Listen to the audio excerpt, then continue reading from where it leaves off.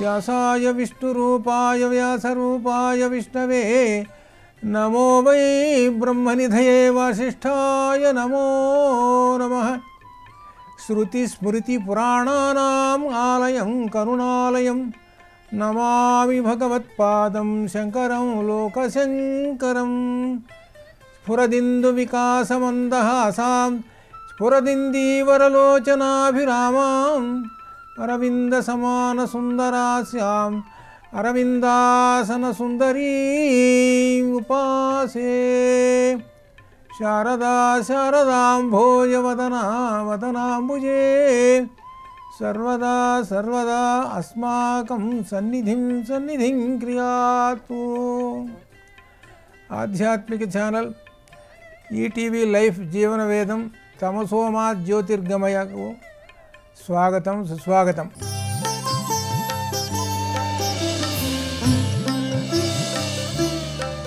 ఆర్షవాంగ్మయం 4 వేదములు, ఋగ్వేదము, యజుర్వేదము, సామవేదము, అథర్వవేదము, వేదాంగములు, 18 పురాణములు, ఇంకనూ కావ్యములు, ఇతిహాసములు, రామాయణ భారత భాగవతాది ఇతిహాసములు, ఇవన్నీ కూడా ఆర్షవాంగ్మయం. ఈ ఆర్షవాంగ్మయము మానవ జీవన విధానాన్ని గురించి చెబుతున్నాయి. మానవుడు ఇలా నడుచుకోవాలి అని చెబుతున్నాయి. దాని ప్రకారంగా నడుచుకున్నటువంటి వాళ్ళు ఉత్తమ మార్గంలో లేక సన్మార్గంలో ప్రయాణిస్తుంటారు. మహా గొప్ప అవకాశం ఈ వేదములు ఇచ్చినటువంటివి, మనకు మహర్షులు ఇచ్చినటువంటి అవకాశం ఇది. ఇందులో వేదముల గురించి మొట్టమొదటగా మనం తెలుసుకోవాల్సింది ఏమిటంటే, వేదము 2 భాగాలుగా ఉంటుంది. ఒకటి కర్మకాండ, 2 జ్ఞానకాండ. కర్మకాండ అనేటువంటిది యజ్ఞయాగాది క్రతువులు దాన ధర్మాలు చేసేటువంటి విషయముల గురించి చెబుతుంటుంది. జ్ఞానకాండ అనేది మోక్షప్రాప్తికి సంబంధించినటువంటిది. ఈ మోక్షప్రాప్తికి సంబంధించినటువంటి జ్ఞానకాండయే వేదాంతములు లేక ఉపనిషత్తులు అన్నారు. అయితే కర్మకాండ జ్ఞానకాండ 2 ఉన్నాయి కదా, ఈ 2ను మానవుడు ఆచరించవలెను. ఎట్లా అంటే, ఈ కర్మకాండ అనేటువంటిది బాహ్య జీవనం, జ్ఞానకాండ అనేటువంటి ఆంతరంగికమైన జీవనం. అనగా బాహ్య జీవనం అంటే అర్థం ఏమిటి? ఈ కర్మలు చేస్తూ ఉంటుంటాం మనం. కర్మలు ఏమిటి? యజ్ఞయాగాది క్రతువులు, అర్చనలు, దాన ధర్మాలు ఇవన్నీ చేస్తుంటాం. ఇవన్నీ కనపడుతూ ఉండేటువంటివే. వీటి వలన ఏమిటంటే, తనకి ప్రయోజనమే కాకుండా సమాజానికి కూడా గొప్ప ప్రయోజనం ఉంటుంది. అనగా ఒక యజ్ఞం చేస్తున్నారంటే అనేక దాన ధర్మాలు ఉంటాయి, అందువలన సమాజానికి కూడా ప్రయోజనం ఉంటుంది. ఇకపోతే జ్ఞానకాండ విషయంలోకి వస్తే, తనను తాను ఆ ముముక్షత్వం వైపు అనగా పరమాత్మలో చేరుటకు చెప్పేటువంటి విశేషములన్నీ కూడా జ్ఞానకాండలో ఉంటాయి. కాబట్టి ఆంతరింగికమైనటువంటి మన దేహంలో ఉన్న పరమాత్మను దర్శించుకోవటానికి జ్ఞానకాండ పనికి వస్తుంది. అలానే మనము ఈ కర్మల వలన చిత్తశుద్ధి ఏర్పడుతుంది, అది విశేషం.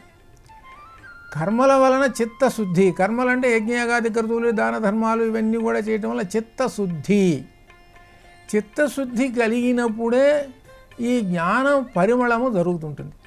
అందుకని ఈ కర్మలను చేసేటప్పుడు కూడా నిష్కామ కర్మలతోటి చేయమని, నిష్కామంతో చేయమని చెప్పారు.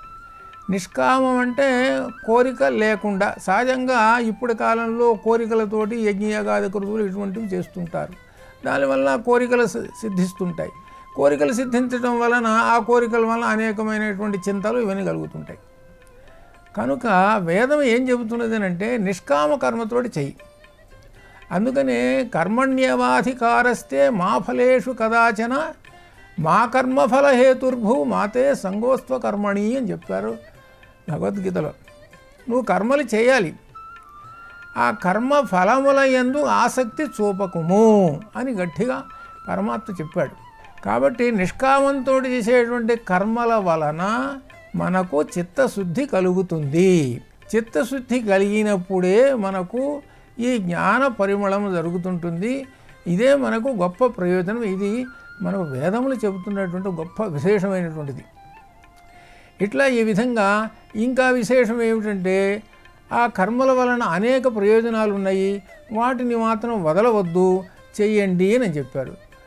ఆ తర్వాత జ్ఞానకాండని గురించి చెప్పినప్పుడు సహజంగా జ్ఞానకాండ అనేటువంటిది బ్రహ్మచర్యము, గృహస్థాశ్రమము, తర్వాత వానప్రస్థము, తర్వాత సన్యాసాశ్రమం. ఇందులో వానప్రస్థాశ్రమంలో జ్ఞానకాండ అనేటువంటిది ప్రధానమైనటువంటి విషయం. ఈ వానప్రస్థములో ఉపనిషత్తులను గురించి బాగా అధ్యయనం చేసుకొని ఆ పరమాత్మ దర్శనం చేసుకోవయ్యా అని చెప్పారు. ఇలా జరగటం వలన మానవ జీవన విధానము చివరికి మోక్ష మార్గంలోకి వెళ్ళి ఆ పరమాత్మను దర్శనం చేసుకుంటాడు. కాబట్టి ఈ వేదములు ఏం చెబుతున్నాయి అనంటే ఈ విషయాల్ని గుర్తుపెట్టుకొని మీరు ఈ విధంగా నడవండి అని శాసించాయి. వేదం ఎప్పుడు శాసిస్తుంది, ఇదిగో ఇలా చేయము అని శాసిస్తూ చెబుతుంటుంది.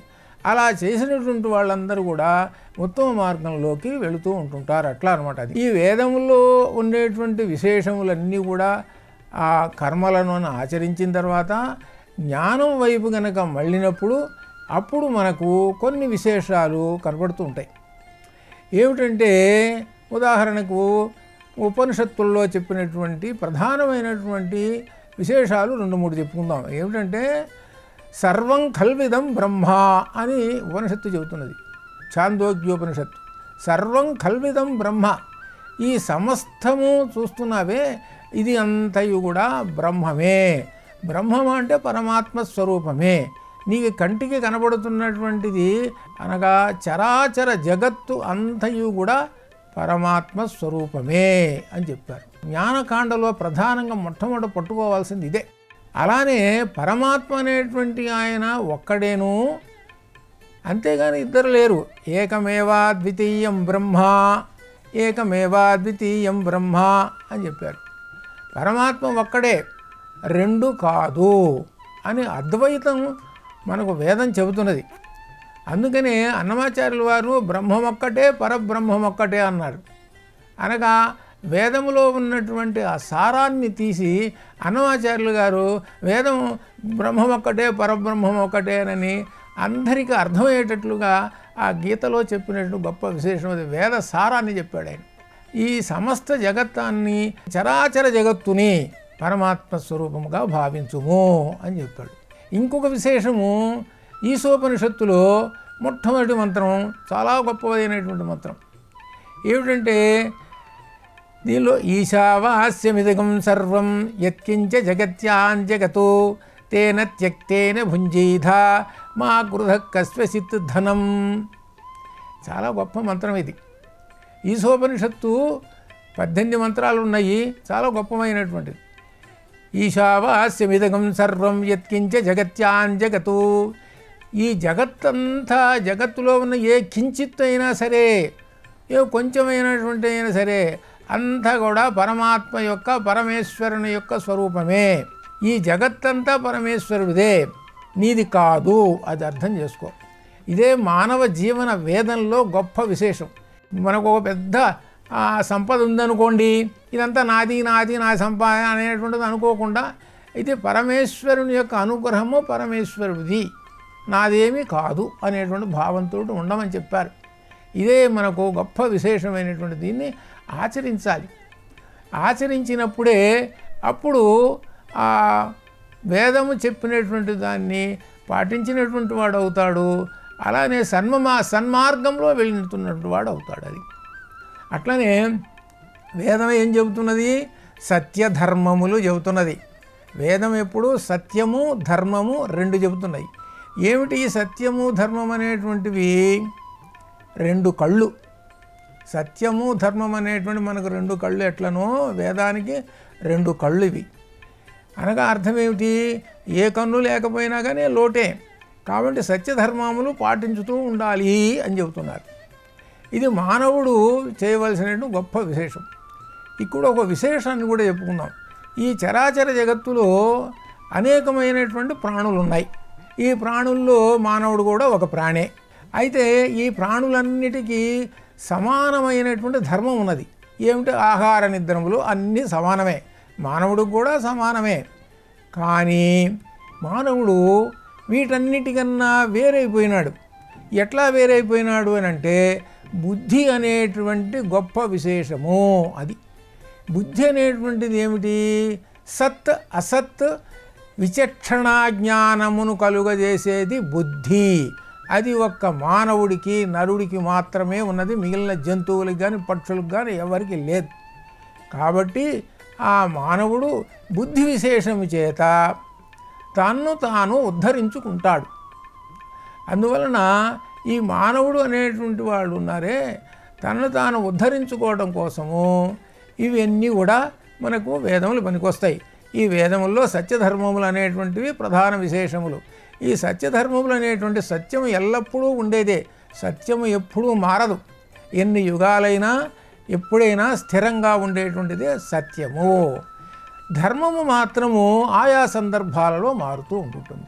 ఈ ధర్మం అనేటువంటిది శృతి స్మృతి పురాణాలను అనుసరించి ఆయా కాలములను బట్టి అనుసరించి మహర్షులు స్మృతులు రాశారు. ఆ స్మృతుల ప్రకారంగా ధర్మం నడుస్తూ ఉంటుంటుంది. ఈ ధర్మంలో ప్రధానంగా లక్షణాలు చెప్పారు. ధృతి, ధైర్యం ఉండాలి. శమము, దమము. శమము, దమం ఇంద్రియ నిగ్రహము, బాహ్యేంద్రియ అంతరింద్రియ నిగ్రహాలు. అట్లానే అస్థేయము. అస్థేయం అంటే దొంగతనము లేకుండా అని అర్థం. అంటే మోసం లేకుండా అనేటువంటి భావాలతోటి అలా అలా అర్థాలతోటి చెప్పుకుంటూ ఒక 10 అంశాలు చెప్పుకుంటూ వచ్చారు. ఈ అంశములు ఏ మానవుడైతే ధరిస్తూ ఉన్నాడో వాడు ధర్మాత్ముడు, అది అర్థం. కాబట్టి ఈ సత్యము ధర్మము రెండును కావాలి మనకి. ఈ సత్యధర్మములు పాటించడం అనేటువంటిదే మానవ జీవన విధానంలో ప్రధానమైనటువంటి మార్గం ఇది. దీనిని అనుసరించి సత్యమును గురించి చెప్పవలసి వచ్చింది. మరి సత్యం అంటే ఎల్లప్పుడూ సత్యమునే పలుకుము అనేటువంటిది మనం వింటున్నాం.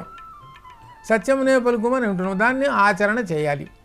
అందుకోసమని ఆ వేదంలో చెప్పినటువంటి ఆ సత్యం వద అనేటువంటి వాక్యానికి అనుగుణంగా పురాణాలలో కథలు వచ్చాయి. ఉదాహరణకు ఈ సత్యం వద అని చెప్పడానికి సత్యనారాయణ స్వామి వ్రతాన్ని ఆచరిస్తారు. అది అసలు విషయం. సత్యనారాయణ స్వామి వ్రతం అంటే సత్యమును పాటించుము. ఒకసారి గుర్తు తెచ్చుకోవయా, నువ్వు సత్యమును పాటించేటువంటి విషయంలో ఉండాలి. అందుకు ఒక ఉదాహరణగా 5 కథలు చెప్పారు. ఈ 5 కథల్లో సత్యం అనేటువంటిది సర్వత్రా అందరికీ పనికొచ్చేటువంటిది, ఏ భేదభావం లేకుండా ఉండేటువంటిదయా ఇది అని చెప్పడం కోసం సత్యాన్ని పాటిస్తున్నాను. సత్యమును పాటిస్తున్నాను అంటే సాక్షాత్తుగా పరమాత్మను ఉపాసిస్తున్నాను అని అర్థం. ఇది సత్యం అనేటువంటి దానికి అర్థం. ఇది అలా ధర్మము అనేటువంటి దానికి కూడా ధర్మంగా ఉండాలి. అనగా ఇంద్రియ నిగ్రహం, శమము దమములు ప్రధానమైనటువంటివి. ఇలా అనేకమైన విషయాలతోటి ఉండేది ధర్మం. ఇలా నడుచుకోవాలి అని మనకు వేదములు చెబుతూ ఉన్నాయి. ఇక వేదాల్లో ఒక వరుసగా వస్తూ ఉంటుంటే వేదముల చివరి భాగంలో ఉపనిషత్తులు ఉన్నాయి. ఉపనిషత్తులలో యజుర్వేద తైత్తీర్యం ఉన్నది. యజుర్వేద తైత్తీర్యంలో ధర్మాలు చెప్పారు. ఏమిటి ధర్మాలు, ఎలా చెప్పారు అని అంటే, గురువుగారు శిష్యులకి చదువు చెప్పి ఇంటికి పంపించేటప్పుడు ఆయన కొన్ని ధర్మాలు చెప్పాడు. ఈ ధర్మాలను ఆచరించండి అని అన్నారు. ఇది యజుర్వేద తైత్తీర్యంలో ఉన్నది. మొట్టమొదటి ధర్మము సత్యం వద ధర్మం చర. సత్యమును పలుకుము, ధర్మమును ఆచరించుము. ఇవి మొట్టమొదటి ఈ ఉపదేశంలో ఉన్నటువంటి గొప్ప విశేషమైనటువంటిది. కాబట్టి సత్యధర్మములు లేనటువంటి జీవనము అది మిక్కిలి హేయమైనటువంటిది, అనేకమైనటువంటి కష్టాలని పొందించేటువంటిది. ఇక చెప్పవలసినటువంటి అనేకమైనటువంటి ఈ హీన జన్మలను కూడా పొందుతారు. ఆ సత్యధర్మాలను పాటించినటువంటి వాళ్ళు అనేక కష్టాలను కూడా పొందుతారు. అందువలన మొట్టమొదటగా మానవుడు ఉద్ధరింపబడటానికి సత్యధర్మములు ప్రధానమైనవి. సత్యం వద ధర్మం చర. ఆ తర్వాత 3వ విశేషము స్వాధ్యాయాన్మా ప్రమద. మీరు నా దగ్గర చదువుకున్నటువంటి వేదాన్ని మర్చిపోకుండా ప్రతిరోజు వేదం చదువుకోండి, వేద పఠనం చెయ్యండి అని చెప్పారు. మరి ప్రస్తుత కాలంలో ఎట్టండి వేద పఠనము అని ప్రశ్న వేస్తారు. మరి వేదాలు చదవట్లేదు కదా, మేమంతా చదువుకున్నది డిగ్రీలు ఇవి కదా చదువులు అని అనుకుంటారు. దాని అర్థం ఏమిటంటే, నువ్వు విద్యార్థి దశలో ఉన్నప్పుడు చదువుకున్నావే, విద్యార్థి దశ అయిపోయిన తర్వాత కూడా విద్యాభ్యాసమునందు ఏమాత్రము ఏ మరపాటు లేకుండా ఉండుము అని అర్థం. అది ప్రస్తుత కాలంలో అంటే విద్యను ఇంకా అభ్యసిస్తూనే ఉండాలి, నీ జీవితాంతము అలా ఎల్లప్పుడూ విద్య యందు అభిరుచి కలిగి ఉండాలని అర్థం. స్వాధ్యాయాన్మా ప్రమదః, అది స్వాధ్యాయం అనేటువంటిది మర్చిపోవద్దు, ఎల్లప్పుడూ విద్యాభ్యాసం చేసుకో అని చెప్పాడు. ఆ తర్వాత ధర్మాన్న ప్రమదితవ్యం, ధర్మాన్న ప్రమదితవ్యం, ధర్మము మార్గము నుండి నీవు తప్పుకోకుము, ఎల్లప్పుడూ ధర్మ మార్గములోనే ఉండుము అని చెప్తున్నాడు. ఇప్పుడు ధర్మ మార్గంలో ఉండుము అని అంటే, ఉదాహరణకు పెద్దలను గౌరవించుట అనేదో ధర్మము, అదే అలా ఆచరించాలి. తల్లిదండ్రులను గౌరవించుము, ఇటువంటివన్నీ ధర్మాలు. ఇట్లా చెప్పుకుంటే అనేకమైన ఈ మార్గం నుండి వదలకము అని చెప్పారు. ధర్మాన్న ప్రమదితవ్యం, కుశలాన్న ప్రమదితవ్యం, కుశలాన్న ప్రమదితవ్యం. కుశలం అంటే క్షేమం, నీ క్షేమము పట్ల ఏమాత్రం ఏ మరుపాటు లేకుండా ఉండము. ఇక్కడ క్షేమం అంటే అర్థం ఏమిటి? నిన్ను నీవు రక్షించుకోవడము అని అర్థం. అనగా అర్థం ఏమిటి? నిన్ను నీవు రక్షించుకోవటం అంటే ఇక్కడ ఒక విశేషమైనటువంటి ఉన్నది. ఏమిటనంటే, నిన్ను నువ్వు రక్షించుకోకపోతే తర్వాత ఏం సాధిస్తావు? ఏం సాధించలేవు. కాబట్టి రక్షించుకోవటం అంటే అర్థం ఏంటి? నీ ప్రాణాలు అయ్యే పరిస్థితి కనుక వచ్చినప్పుడు నువ్వు రక్షణలో ఉండాలి అని చెబుతున్నాడు. దీనికి ఒక విశేషమైనటువంటి విషయం ఉపనిషత్తులో ఉంది. ఏమిటంటే, ఒక శ్రోత్రియుడు, ఓ మహాముని, ఆయన మరి ఆ తోటకు వెళుతున్నారు యజ్ఞయాగాది క్రతువులు చేయించడానికి. పెద్ద శ్రోత్రియుడు ఆయన వెళుతూ ఆయనకు బాగా ఆకలి వేసింది. ఆకలి వేసింది, ఆయన ఏదైనా తింటేనే కానీ ప్రాణం నిలబడదు. ఆ ప్రాణం నిలబడితేనే కదా తనను తాను ఏదైనా చేసగలిగేది. అందుకని అటు ఇటు చూశాడు, ఎక్కడ ఏ చెట్టు కనబడలేదు ఏదైనా ఫలం తిందామనంటే. అంత దూరంలో ఒక గుర్రాలు కాసుకుండేటువంటి వాడు ఒకడు కనపడ్డాడు. ఏదో తింటున్నాడు. ఆయన దగ్గరికి పోయినాడు. నువ్వు తినేది నాకు పెట్టవయ్యా అని అన్నాడు. ఆయన ఏం తింటున్నాడు అని అంటే, నానబోసినటువంటి మినుములు తింటున్నాడు. ఆయన ఒక గొప్పడు మినుములు పెట్టాడు. ఈ మినుములు పెట్టేటప్పటికీ ప్రాణం నిలబడ్డది. ఇక ఆ తర్వాత వెళ్ళాడు. ఇక్కడ విశేషం ఏమిటంటే, ప్రాణం నిలుపుకోవడానికి ఇటువంటి సందర్భాలలో నీ నియమనిష్టలు అనేటువంటి పక్కన పెట్టుకో అని చెబుతున్నాడు. అంత విశేషమైన దీనిలో. అట్లని ఎల్లప్పుడూ కాదు దీనిలో, అది విశేషం. ప్రాణం అనేటువంటిది చాలా గొప్పది అనేది. ప్రాణాద్ధేవ ఖల్విమాని భూతాని జాయంతే, ప్రాణేన జాతాని జీవంతి, ప్రాణం ప్రియంచ విసంవసంతి తద్విజ్ఞాయ అని వేదం చెబుతూ ఉన్నది, తైత్తీరే వేదం. అది అట్లా ఆ విధంగా కుశలాన్న ప్రమదితవ్యం. కాబట్టి నేను నీవు రక్షించుకోవడం విశేషంలో ఏమరపాటు లేకుండా ఉండుము అని చెబుతున్నాడు. తర్వాత ఇంకొక విశేషం, భూత్యైన ప్రమదితవ్యం. భూత్యైన ప్రమదితవ్యం. భూతి అంటే సంపద, ఐశ్వర్యం. ఆ సంపదను సంపాదించుకోవడం ముందు కూడా ఏమరపాటు లేకుండా ఉండము. సంపదను సంపాదించుకో. సంపదను ఎలా సంపాదించుకోవాలి అంటే, ధర్మ మార్గంలో సంపాదించుకో. నువ్వు అధర్మ మార్గంలో సంపాదించుకున్నావంటే వాటి వలన అనేకమైనటువంటి కష్టాలు, నష్టాలు, ఇక అనేకమైనటువంటివి, నీకు నిద్ర లేకుండా ఉండేటువంటివి కూడా ఉంటాయి. అనగా అనేక సంక్షోభాలతో ఉంటావు అధర్మ ప్రకారంగా సంపాదించినటువంటి ధర్మం వలన, ఆ ధనం వలన. అందువలన ధర్మంగా ధనాన్ని సంపాదించుకో అని చెప్పాడు. అది ఇదే ఒక విధి. భూత్యైన ప్రమదితవ్యం. ఆ తర్వాత భూత్యైన ప్రమదితవ్యం. మాతృదేవో భవ పితృదేవో భవ. మాతృదేవో భవ పితృదేవో భవ అందరికీ తెలిసినటువంటివే. తల్లిదండ్రులను గౌరవించుము అనేటువంటి విషయము తెలిసినటువంటిదే. అయితే దీనికి మేము తల్లిదండ్రులను గౌరవిస్తున్నాం కదండి అని అంటారు. చూడండి, దీనిలో ఒక రామాయణంలో ఒక సంఘటన ఉన్నది. శ్రావణకుమారుడు వృద్ధులైనటువంటి తన తల్లిదండ్రులు ఇద్దరూ అంధులే. వాళ్ళిద్దరినీ కావడిలో ఒకవైపున ఒకరిని పెట్టుకొని ఆ కావడి మోసుకుంటూ ఊరూరు తిరుగుతూ ఆ భిక్షను తీసుకొచ్చి వాళ్ళని పోషిస్తూ ఉన్నాడు. ఇది అసలు విషయం. ఇక్కడ తెలుస్తుంది అన్నమాట, తల్లిదండ్రుల్ని సేవించడం, తల్లిదండ్రులని గౌరవించడం అనేటువంటి విషయం ఇక్కడ ఇది ఇంత స్థాయికి.